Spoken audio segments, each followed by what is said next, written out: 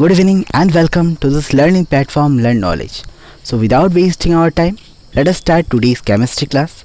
Today's chemistry class will contain the topic states of matter.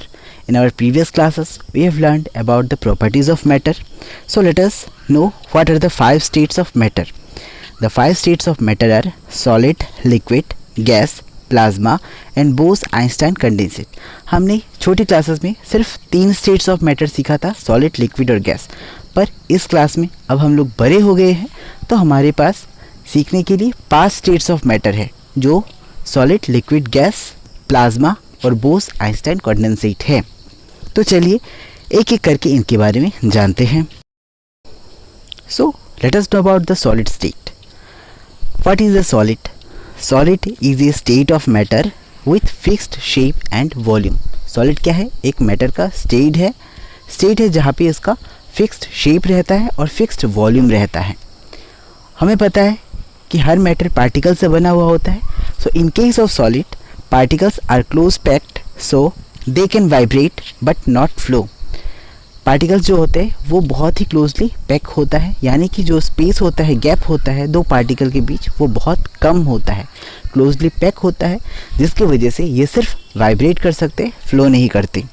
Solids are rigid. Solid rigid होते हैं, ये flow नहीं करते, ये अपना शेप मेंटेन रखते हैं.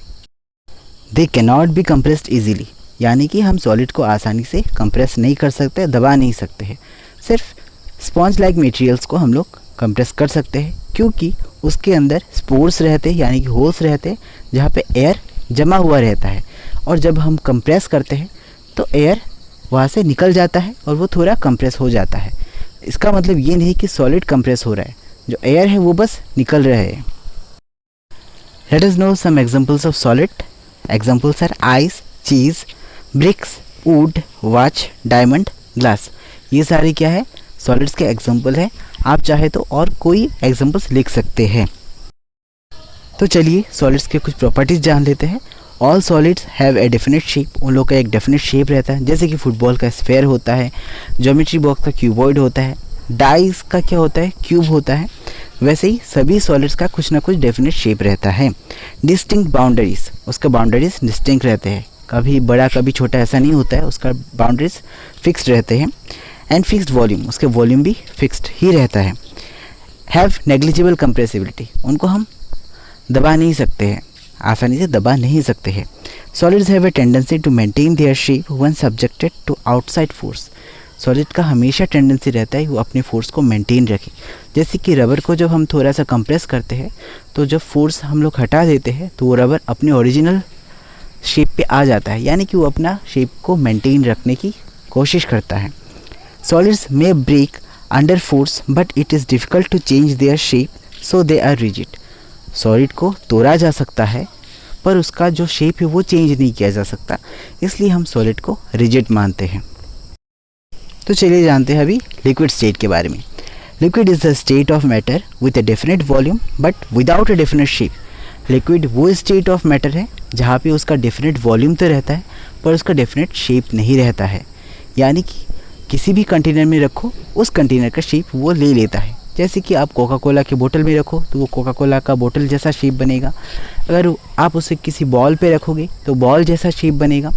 तो जिस वेसल में रखेंगे उसी वेसल का, उसी कंटेनर का शेप वो ले लेता है. Particles are loosely packed as compare to solids and they can flow. जो पार्टिकल्स होते हैं वो लूजली पैक होते हैं as compare to solid. Solid के कंपैरिजन पे पार्टिकल्स थोड़ा दूर दूर रहते हैं. Liquids are fluids. ये फ्लो कर रहे हैं तो हम इसको फ्लूइड्स कह सकते हैं. They can be compressed. उन लोगों को हम लोग लिक्विड्स को कंप्रेस कर सकते हैं कुछ हद तक. तो चलिए एग्जांपल्स ऑफ लिक्विड्स जान लेते हैं. Juice, water, oil, milk, soft drinks, vinegar. ये सारे क्या होते हैं? लिक्विड्स के एग्जांपल्स होते हैं. ये सारे लिक्विड्स होते हैं. चलिए जानते हैं लिक्विड स्टेट की कुछ properties. Liquids have no fix shape but have fixed volume. हम लोगों ने अभी जाना कि लिक्विड का कोई फिक्स शेप नहीं रहता है पर उसका फिक्स्ड वॉल्यूम रहता है. 1 लीटर पानी लोगे तो वो 1 लीटर ही रहेगा. They take up the shape of the container in which they are kept. वो उसी कंटेनर का शेप ले लेते हैं जिसमें इसको रखा जाता है. Liquids flow and change shape so they are not rigid but can be called fluid. Rigid का खुद का शेप नहीं रहता है, वो फ्लो करता है और शेप चेंज हो जाता है तो हम उसको कहते हैं फ्लूइड्स, रिजिड नहीं कहते। The rate of diffusion of liquids is higher than that of solids. Diffusion rate जो है वो लिक्विड्स का ज़्यादा होता है। डिफ्यूजन यानी अपने आप किसी में डिज़ोल्व हो जाना, किसी में घुल मिल जाना, वो लिक्विड के केस में ज़्यादा होता है। आप शुगर डालो, कुछ देर रहेगा, आसानी से डिज़ोल्व नहीं होगा, पर शुगर के जगह अगर आप नींबू का रस डालो तो आसानी से डिज़ोल्व हो जाएगा, यानी कि डिफ्यूज़ हो जाएगा अपने आप से। This is due to the fact that in liquid state particles move freely and have greater space between each other as compare to the particles of solid. ये क्यों होता है? क्योंकि लिक्विड्स में जो पार्टिकल्स होते हैं वो थोड़ा फ्रीली मूव कर सकते हैं और जो स्पेस होता है बिटवीन द टू पार्टिकल्स वो थोड़ा ज़्यादा होता है एज़ कम्पेयर टू सॉलिड। इसलिए डिफ्यूजन का जो रेट होता है वो लिक्विड में हायर होता है एज़ कम्पेयर टू सॉलिड्स। अब आते हैं गैसियस स्टेट की ओर। Gas is a state of matter with no fixed volume as well as shape. ये ऐसा स्टेट है जहाँ पे ना तो उसका शेप रहता है फिक्स्ड और ना उसका वॉल्यूम फिक्स्ड रहता है। Particles are loosely packed as compare to solids and liquid so that they can flow in every direction. जो पार्टिकल्स होते हैं वो बहुत लूजली पैक्ड होते हैं as compare to liquids and solids, इसलिए वो आसानी से हर दिशा में फ्लो कर सकते हैं। लिक्विड्स को फ्लूइड्स कहते हैं, हम गैसेस को भी फ्लूइड्स ही कहते हैं क्योंकि ये फ्लो करते हैं। They are highly compressible. इन लोगों को हम लोग बहुत ज़्यादा कंप्रेस कर सकते हैं, इसलिए हम लोगों ने कहा हाईली कंप्रेसिबल। कुछ एग्जांपल्स ऑफ गैसेस जान लेते हैं। Steam, smog, oxygen, carbon dioxide, tear gas, helium, ये सारी क्या है? गैसेस के एग्जांपल्स हैं। तो चलिए जानते हैं गैसियस स्टेट के कुछ properties. Gases are highly compressible as compare to solids and liquids. हमें पता है कि गैस बहुत ज़्यादा कंप्रेसिबल है as compare to solids and liquids. The liquefied petroleum gas यानी कि LPG that we get in our home for cooking और the oxygen supply to hospitals in cylinder is compressed gas. जो liquefied petroleum gas यानी कि LPG cylinder हम घर पे use करते हैं या फिर जो ऑक्सीजन सिलेंडर हॉस्पिटल पे मरीज़ों को दिया जाता है वो एक्चुअली होता क्या है? कंप्रेस्ड गैस ही होता है। दिखने में लिक्विड जैसा लगता है। आप लोगों ने लाइटर के अंदर कुछ लिक्विड देखा होगा, वो एक्चुअली लिक्विड है नहीं, वो कंप्रेस्ड गैस ही है।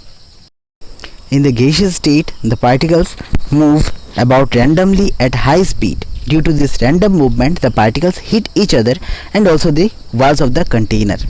गैसियस स्टेट में जो पार्टिकल्स होते हैं वो बहुत हाई स्पीड में रैंडमली इधर से उधर मूव करते हैं। कोई पर्टिकुलर डायरेक्शन नहीं रहता है मूव करने का। इसी वजह से वो क्या होते हैं? एक दूसरे से टकराते हैं या फिर कंटेनर जहाँ पे उसको रखा जाता है उस कंटेनर के बाउंड्री को भी जाके हिट करते हैं। अब तक जो हमने 3 स्टेट्स ऑफ मैटर सीखे वो हमें पहले से पता था, बचपन में हम लोगों ने लोअर क्लासेस में सीखे थे। पर ये जो 4th स्टेट ऑफ मैटर है यानी कि प्लाज्मा, इस पे हमें ज़्यादा से ज़्यादा कंसंट्रेट करना है। तो plasma is an ionised state of matter in which the electrons are ripped away due to extreme temperature. Plasma एक आयोनाइज्ड स्टेट ऑफ मैटर है। यहाँ पे क्या होता है? जो इलेक्ट्रॉन्स होते हैं रेगुलरली वो तो न्यूक्लियस के साथ रहते हैं, पास रहते हैं, पर ड्यू टू हाई टेम्परेचर वो न्यूक्लियस से दूर चले जाते हैं और न्यूक्लियस अकेला रह जाता है, आयोनाइज्ड हो जाता है। इसी को हम कहते हैं plasma. This state of matter is known as plasma. ये होता क्यों है? हाई टेम्परेचर की वजह से। गर्मियों में कभी देखा है 2 लोगों को एक साथ बैठते हुए? हम भी क्लास में क्या करते हैं, जब गर्मी होती है तो एक दूसरे से थोड़ा दूर बैठते हैं ताकि गर्मी कम लगे। तो वैसे ही जो इलेक्ट्रॉन्स होते हैं वो ज़्यादा गर्मी की वजह से अपने न्यूक्लियस के पास नहीं रहते, वो न्यूक्लियस से दूर चले जाते हैं। इसी वजह से हमें एक आयोनाइज्ड फॉर्म ऑफ मैटर मिल जाता है जिसको हम प्लाज्मा कहते हैं। अब ये मिलता कहाँ पे है? It is found in the course of stars. Stars के कोर में जहाँ पे एक्सट्रीम टेम्परेचर होता है वहाँ पे मिलते हैं। अब आप ये सोच रहे होंगे क्या ये हमारे सन के कोर में भी मिलता है? ऑफ कोर्स, क्योंकि सन भी हमारा एक स्टार ही तो है, तो ये सन के कोर में भी ये फॉर्म मिल जाता है। Let us come to the 5th state of matter, जिसका नाम ही कुछ अलग है, बोस आइंस्टाइन कंडेंसेट। इस नाम पे दो लोगों का नाम जुड़ा हुआ है। एक तो है बोस यानी कि सत्येंद्र नाथ बोस जी का, जो एक इंडियन फिजिसिस्ट है, और दूसरा नाम एल्बर्ट आइंस्टाइन, जो एक जाने माने साइंटिस्ट है। दोनों का नाम मिला कि बोस आइंस्टाइन कंडेंसेट। चलिए जानते हैं ये होता क्या है। BEC यानी कि Bose Einstein condensate is the fifth state of matter in which A group of atoms behave like a single one. इस स्टेट में होता क्या है, इसमें एक ग्रुप ऑफ एटम्स मिलके एक सिंगल एटम जैसा बिहेव करते हैं। अब ये क्यों करते हैं वो हम बाद में जानेंगे।